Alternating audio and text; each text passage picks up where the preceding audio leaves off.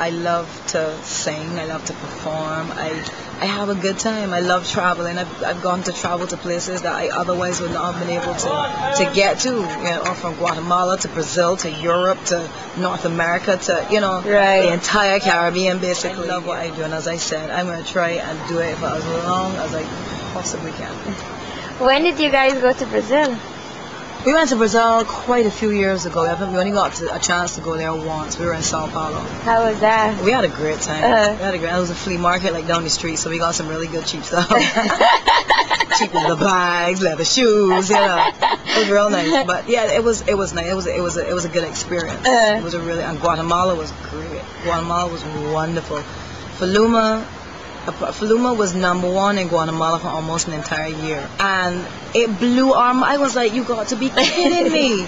This is Latin America, this is Spanish-speaking country, you know." And Guatemala is huge, right? You know, and surrounded, you know, with Mexico, Honduras, and all the other countries around it.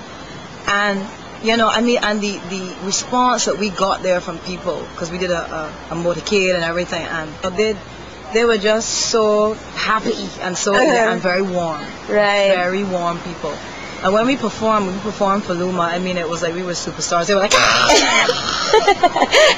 screaming down the place, Togetherness, you know, Kitty Kya. I mean, all of these songs. But they'd done like remixes to Faluma, they'd done dance mixes, DJ mixes. We didn't know that it was gonna do that. Right. You know, it was one of those songs that we just wanted to expose it to Bajans when we first learned it in Suriname.